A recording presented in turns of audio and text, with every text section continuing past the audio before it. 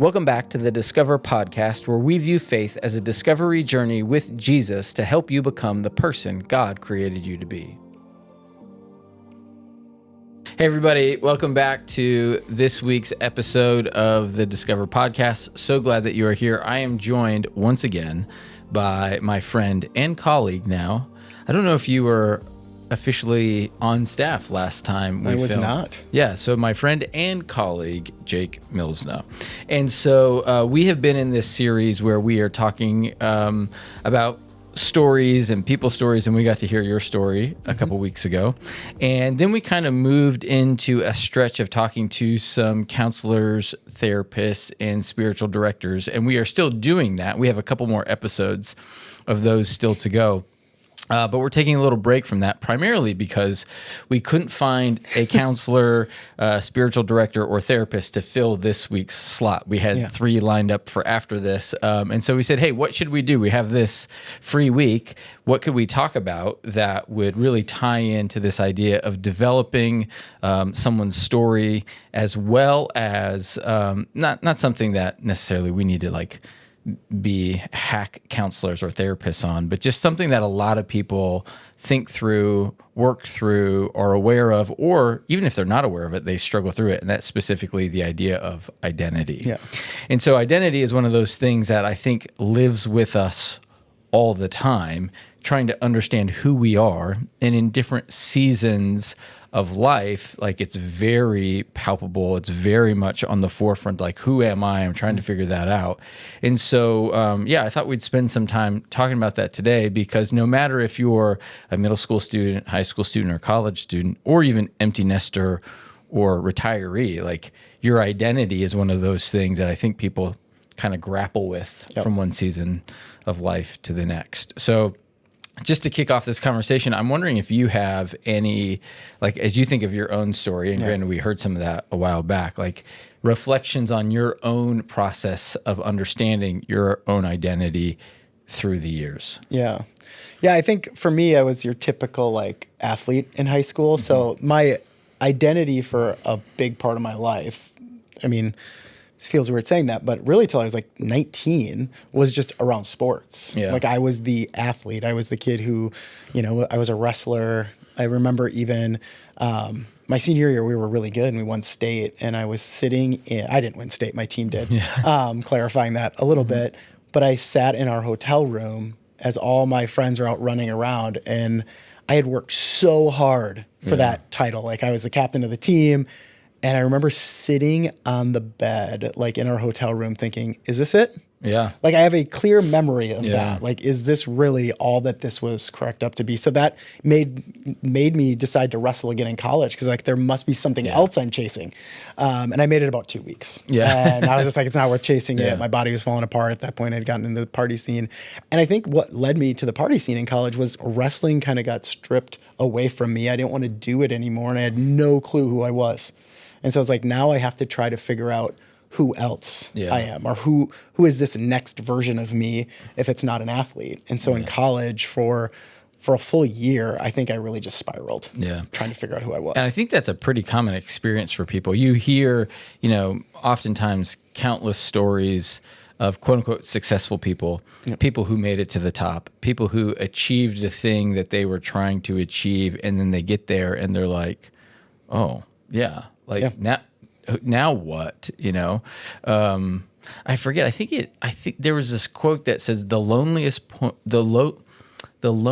moment in a person's life is when they achieve what they think will bring them ultimate satisfaction and joy, and it only leaves them feeling empty. Yeah. That's the loneliest moment in a person's life. And that quote has I heard that quote probably about 20 years ago, and it's stuck with me for a long time, because it's just this vivid reminder of you could chase this thing hoping that it would bring fulfillment and satisfaction, but you achieve that thing and you're like, wait a minute, this doesn't bring me what I thought it would. And you have things like a wrestling championship that are pretty surface level, right? That's not that big. Right. I can look back on it now and say, that for an 18-year-old, that was everything. But as a 42-year-old, not that big. But we do the exact same thing with a marriage. Like, oh, what is gonna fulfill me is getting married. Right. Or what is going to fulfill me is this promotion at work or getting the job. You go through years of school. Some jobs you go through almost a decade of school and you get it, and you cannot feel like you can get it and then all of a sudden be like, is this it? And if it's all that is placed on getting that, whether it's a championship or a job or a relationship, A, there's way too much pressure on it. Yeah. And I think you're going to suffocate most of those things. But B, I think you're going to be just really disappointed. Yeah.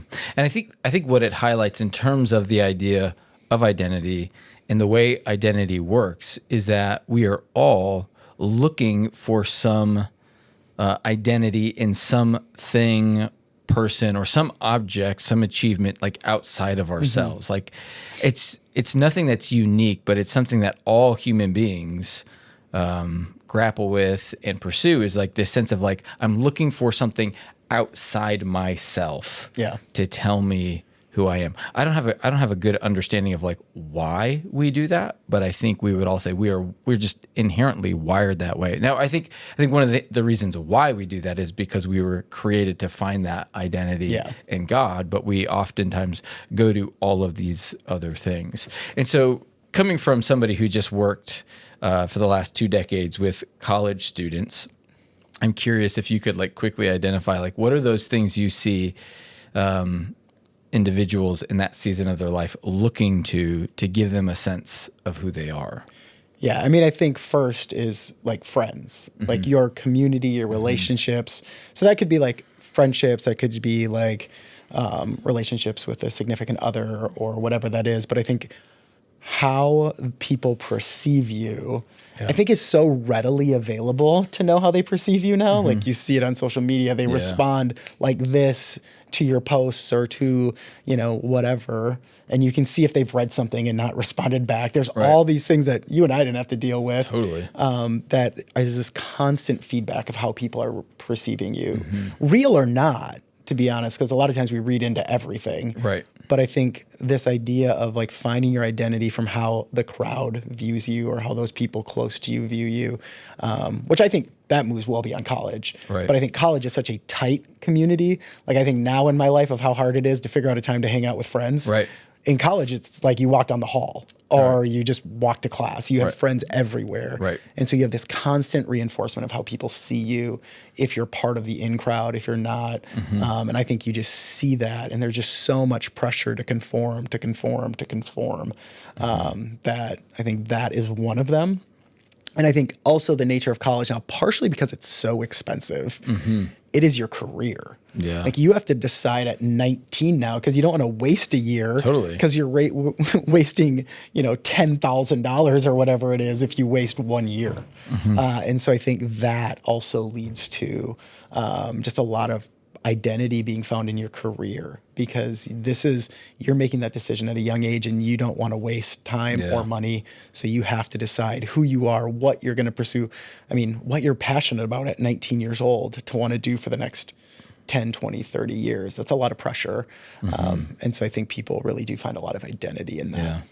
Yeah, I agree. And as I think of my own story, like I think, I naturally looked to my role as a pastor to give me a sense of identity. So like I went into college and my whole like friend experience was very different than most people in college. I went in as a freshman to a different school and then became an RA my sophomore year. And so kind of had like this leadership role, but wasn't like sucked into like the party scene. So I knew a lot of people, but I would say I didn't have a ton of close friends. The college ministry that I was a part of and had a leadership role in was very small. And like, the Northeast, they're not these like big, big SEC schools. It's not the Bible Belt where you were from? Yeah. So there's like 10 of us and it was just like, okay, these are my friends, I guess, You don't have a lot of choice in that one. It's kind of like the disciples. They didn't have a lot of choice. Right.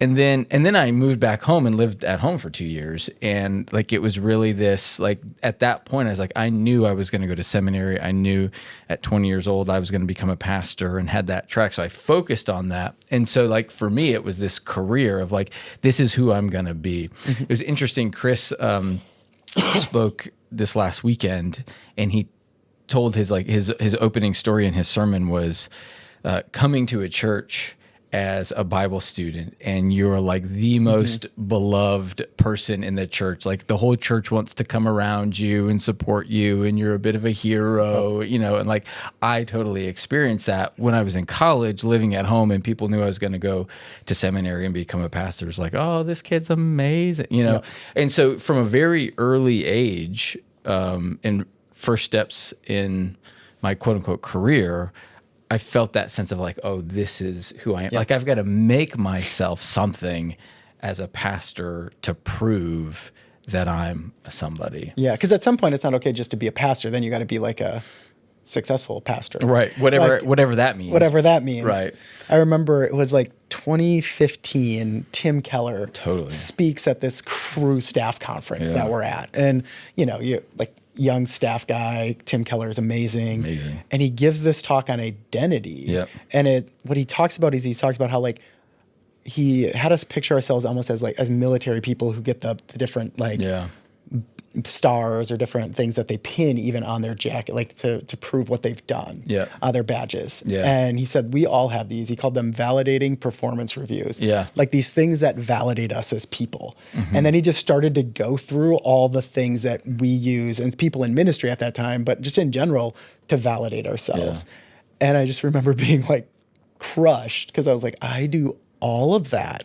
Like I thought I was really good. I've went through a like Bible study on identity in Christ. Like I thought I knew how that worked. And in the meantime, I'd picked up all these other things, like, oh, I'm a missionary now. I liked the turning as an introvert. I still even liked the turn and greet in church because they would ask me what I did and I would tell them and I would get a little good feeling. You're a missionary. It's pretty great. Right. So I just think I didn't want to do any of the rest of the small talk. I just wanted to get to that. But I just think it's so easy for us to find these things to validate ourselves. And there's so many different ones. But the problem is, like you said, like you get a pastoral job. And then what's the next question people ask you? How big is your church? Right. And so for me, it was those markers of like, okay, having a prominent position, being a prominent figure within a denomination, having a book, going on your book tour, and then being on some big conference stage or whatever. And I can still remember there was this guy named Frank at the first church where I served. And one of the first Sundays that I got a chance to preach, and I spoke on hope. And I remember he came up to me afterwards and he totally, unknowingly, he was trying to be encouraging. He was trying to be supportive, unknowingly, like, fueled my own ego because he was like, you need to get a book written about hope. You need to get on the speaking. I'm like 23, I was 25 at the time. Probably like the last thing I needed to hear because my head just started to go like, and you have a lot of experience to know what you need for hope, As a 25-year-old. Right.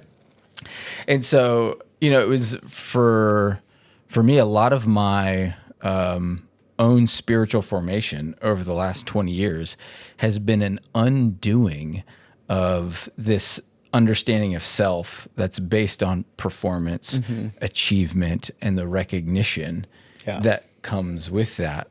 Because that's so much of what I've longed for, in terms of like, who I am is who people say I am based on what I perform or how I perform and what I achieve. So it's funny when you look at it through like the development of personhood, you go from like looking to your friends and your peers, often to your career.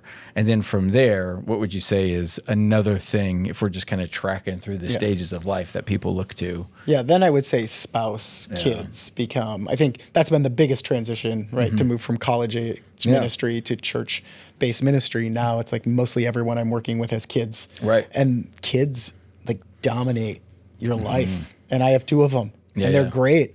But it is like how your kids, that's the next easy thing. Like whether you're married without kids or married with kids. But I think when you have kids, they start to become your like identity.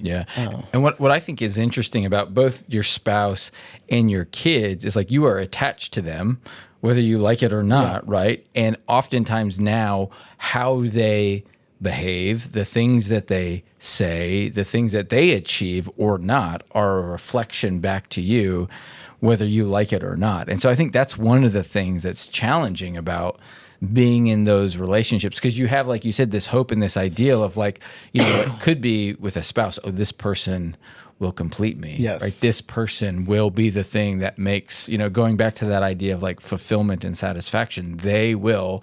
What's that from? Is that Jerry Maguire? I was just going to say Jerry Maguire lied to you. Right, he did. It's not the first time Tom Cruise lied to you. But. Right. You complete me. Yeah. And you know, anybody who's been married for like 5 days is like, okay, that's not true, because, you know, you are still your sinful, broken self, attaching yourself to another sinful, broken person. And the result of that, there's a lot of great things in marriage, 100%. But there's also, you know, those moments where like, yeah, our brokenness is just bumping up against each other. And it's not always, you know, and you change over time, and they change over time. Yeah. I remember hearing a pastor once say, I'm not married to the same woman I was 20 years ago, but I'm married to the same woman because she's changed so much, and she's not married to the same man. We change. And so like if you did ever find that perfect spot where you were quote unquote completing each other, you would never grow again after that. You'd just have to stay somehow in that moment. And that's just not how life works. Everything hits you. So I think that's good. But it also like it gives us like a picture into why those can also be the most frustrating relationships we have. Like if you think about it, like if your identity is coming from your spouse or your kids and they're like somehow reflecting you to other people. So like when my kids disobey at home, I have one response, not always the best, but usually more tempered. When my kids disobey in public, like I like get so much more frustrated. Like I usually control myself because I'm projecting an image there, but it's partially because of how is everyone going to receive me? Like I even think about that now, like having our kids like as quote unquote like staff kids at the church, and they're like, I mean, I got a 12-year-old boy. All he does is run and try to jump and touch things. I'm like, I don't get what you're doing. You're in the lobby of the church. You're jumping up trying to hit the ceiling. And he'll like hit somebody. And I'm like, no, you can't do that. And at the point, I'm like, am I really that frustrated? Everyone else understands he's a 12-year-old boy. It's not that big of a deal. But how does that like make me look? I can't keep my kid under control. And I don't know why that's like the, you know, track that runs in our brain, but it becomes this new thing. Like I'm identified by how my kids are, or how my spouse is. Thankfully on the spouse end, mine's pretty great. But I just think on that those are just every one of those, you actually don't have control over those things. So how much worse is it when you're finding identity and think you have very little control over how it is. And what's interesting about the idea of, you know, whether it's your married and you have a spouse or kids is like one of the unique things about that construct is that I would say our identity is primarily found not in what we do or what we achieve, but our identity is firmly rooted primarily in our sense of belonging. Meaning as a dad, like I will always be the dad of Kate, Emma, and Lucy, right? Like even when I'm gone, they're gone. Like I will always be their dad. I will always be the son of Mark and Jama Marvel. Even when they're gone, I'm gone. I will always be their son. So like, there's this sense of where we belong is more significant to an understanding of who we are than what it is we do or achieve. And so even though our families can be, you know, both great sources of joy and frustration, there's a sense in which we start to get an understanding of how we are created to construct an identity based on that dynamic. Even if you're not married, even if you're a single person and don't have kids, like you still belong to a family. Like everybody belongs to some sort of family unit, even if it's just a single parent. Like that's your sense of belonging and attachment, even if it's a bad attachment or a broken relationship, you know, all the more reason to find identity in our relationship with God. But I can still remember where I was when somebody said that to me. Your identity isn't what you do, but it's where you belong. And it was like this light bulb went off like, oh, I've been trying to build my life on something I do and achieve to prove something to somebody. And all the while, like there's this other thing that really tells me who I am. There's a a book called The Other Half of Church, and one of the premises of the book of like what helps us grow in our discipleship to Jesus is this idea of a group identity. Yeah. Like he uses that, they Yeah. use that phrase, like Yeah. that a group that we're in gives us an identity for bad or for good. Yeah. Like we've all had the stories of when we hung out with the wrong crowd, they had an identity. It started to change us. It's probably why you and I as parents are looking so much at who our kids hang out with and knowing how that forms them.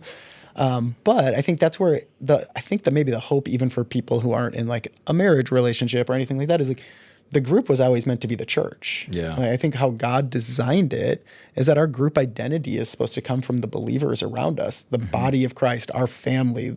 You know, there's all these familial language that's used. Totally. And a healthy version of that is going to help give us an identity that's not just based off what we do. Like, I think I'm an imperfect parent, but I hope my kids know that their identity of being loved by me and being cared for by me has nothing to do with what they do. Like that we have given them the group identity that you're loved by us because you're our kids. Right. It's nothing more. Yeah. We would put our kids to bed like when they were young and we would say, why do I love you when you're good? And they'll be like, yes. Do I love you when you're bad? Yes. Do I love you when you're naughty? Yes. You know, and we'd go through it and be like, well, why do I love you? And they just, because I'm your daughter or I'm your son. Yeah. And like a good group identity does that same thing. Why do we have this community? Why are we for each other? Well, this is how Christ calls us to live. Right. And then how does he call us? And the group kind of holds each other to that identity too. And so I just think the marriage and family relationship can do that. The broader family in the body of Christ can do that. And I think one of the realities of the body of Christ and the church is that for those who come from broken homes, broken relationships, like the intended hope is that they can find a renewed sense of belonging in a family of believers. And I know the church doesn't always do that right. Yeah, that's the problem. When we do it wrong, I think it's when another community fails, it's like bad. When the church fails, it's doubly bad because we gave you the hope that it was going to be better. Yeah, yeah. And like you said, Paul, all throughout, and the New Testament writers all throughout talk about the church with familial language, brother, sister, and you would hope that people would find that. And I can still remember there was this guy when I was back in Atlanta.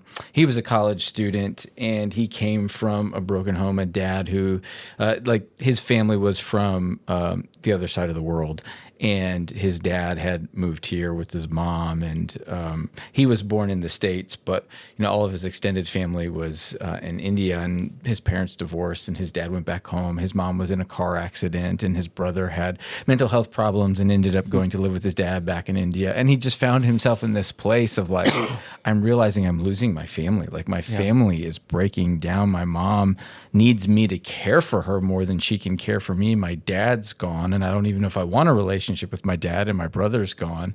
And at that time, he was just coming to faith and was finding a lot of encouragement and hope in a church in the Atlanta area to give him a renewed sense of belonging, to help him understand who he was specifically in his relationship with Christ. So I think what's hard that is like, that's the picture. The picture is this family type community. Yep. That's what the church is supposed to be. But then I would say we function in a culture that doesn't really want to do that. Like everything's so busy, everything's so crazy. Right. So I think one of the things in thinking through like discipleship in a church setting, I think a lot of discipleship just happens through peer relationships and family relationships and like with other people, and thinking through like, how do we push against the grain of a culture? Because college students are a little different. They usually do have the time. They don't have a family there. They just want to hang out with people. Right. I see that all the time where they're like just in this sweet community where I get more worried about them not actually going to class because they want to hang out with their friends so much. You can't do that when you get into the real world because you lose your job. Right. But like, what does it look like to have those identity forming communities in the reality of life when you're a young professional or when you're married with a young kid? I think that's another hard question is, how do you have that identity forming community in those stages of life? Right. Yeah. Do you have an answer to that? I was asking you. I was making a statement and hoping you would answer it, since that's part of my job, and you would just tell me what I'm supposed to do now. Right. Yeah. Yeah. I mean, I think when it comes to how do I develop relationship, because that's moving from just an identity question to a community question. And granted, we're talking about like hopefully you're entering into a community that helps you form your identity. So a formational community, and there's just so many factors to that with regards to finding people who are in a similar stage of life who can like we love our neighbors next door. We have these great neighbors next door. We've tried at times like, oh, we should hang out with them. They're in a totally different stage of life. They have a 4-year-old and a 2-year-old. We have, preteens and teenagers. And it's just like our lives are on such different levels with schedules and what we're doing with our kids. But part of it is just finding people who your life kind of just naturally syncs up with. And again, within the context of a church, hopefully you have shared values of your faith. And leaning into that. And it's one of the things that I continually find is so crucial for people in the day and age we live in with like just the transient nature of everything. Like church is this great place to find community. I was just talking to somebody from our church who's getting ready to move across the country later this summer. And we just talked about their desire to find a church when they get there so quickly because they know that that place will ultimately become their community.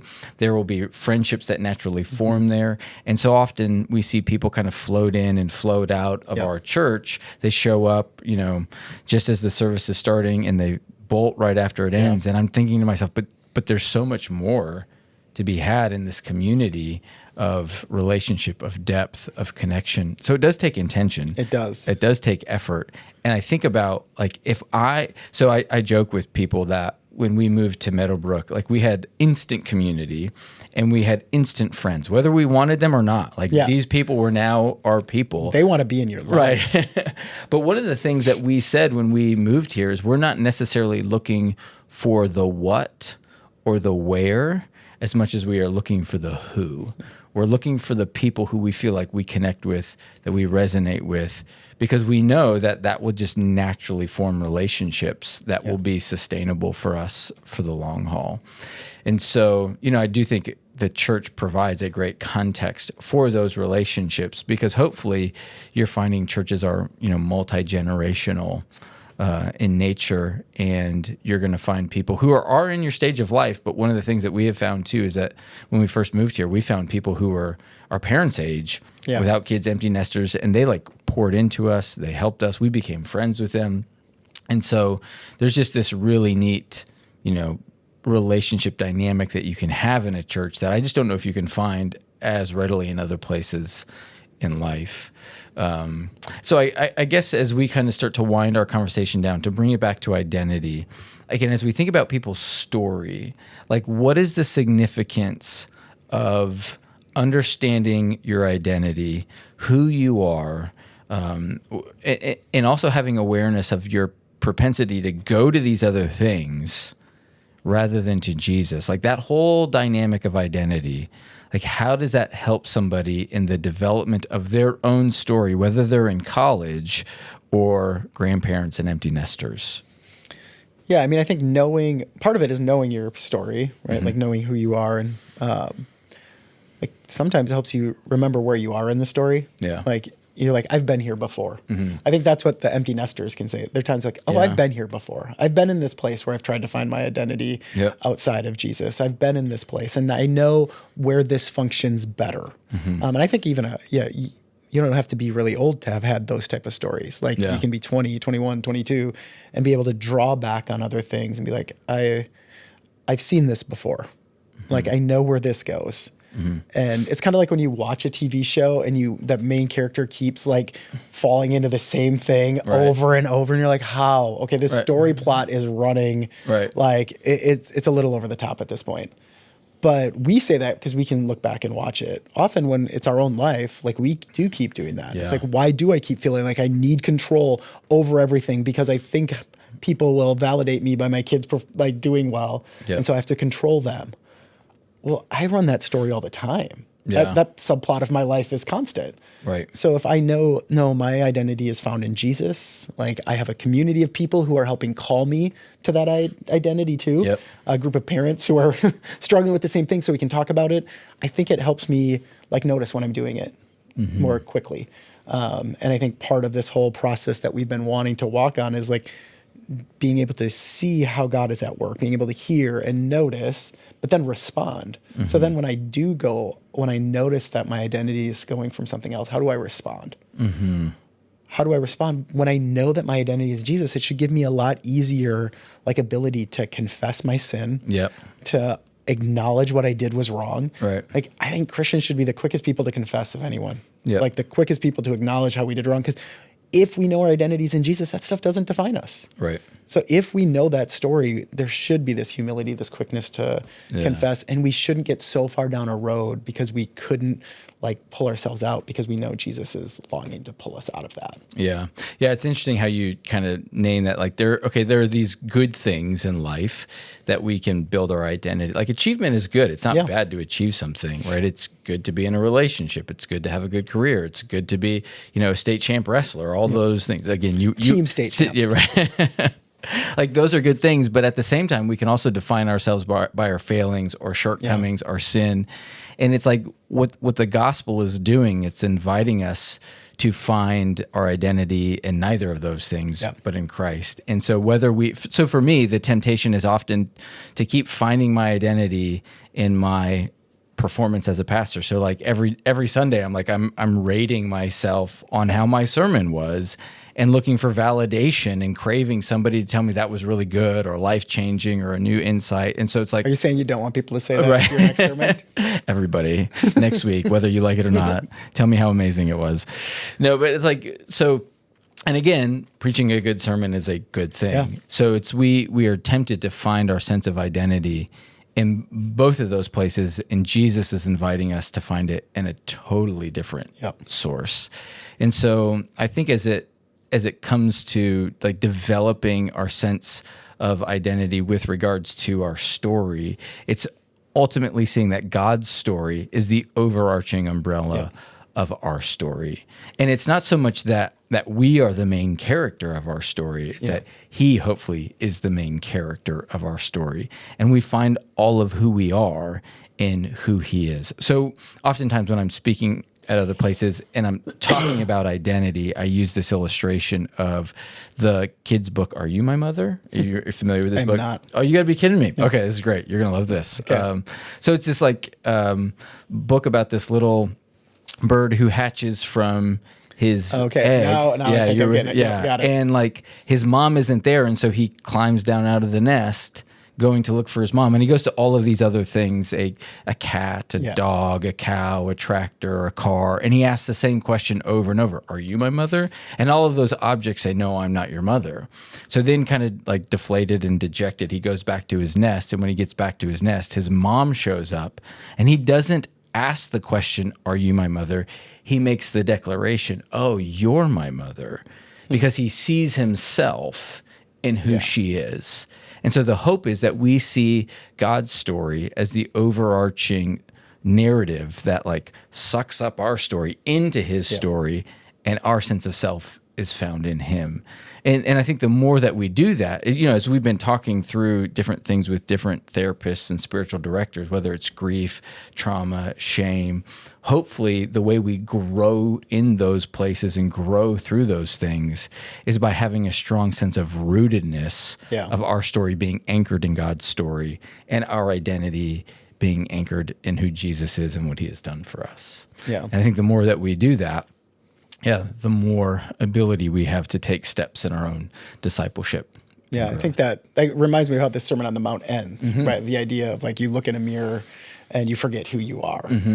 But when you look in a mirror and you remember, you know where you're at in the story. Yeah. Is almost how Jesus says that, is he's ending this like amazing sermon of how we're called to live actually as followers of Jesus, and what this like new kingdom is going to be like. Yeah. Like, that it is about like knowing who we are in him. Yep. And as we do that, like we can live out even in the trials, even in the many, many struggles. And so I think that is key.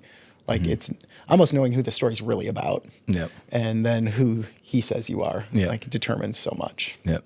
So I think I would say to everybody tuning in and listening, if you've ever found yourself in a place of wondering who you are, know that you're not alone.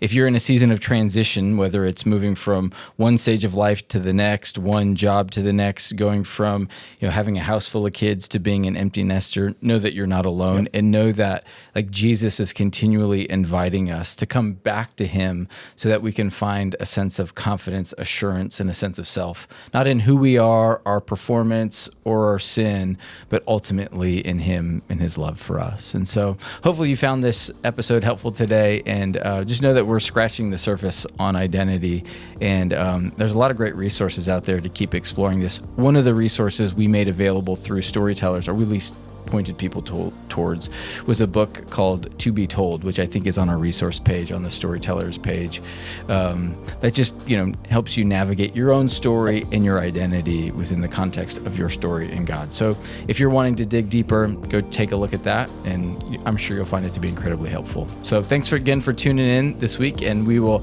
see you back here again next week with hopefully another therapist or spiritual director to carry on that conversation. So thanks, Jake. Yep.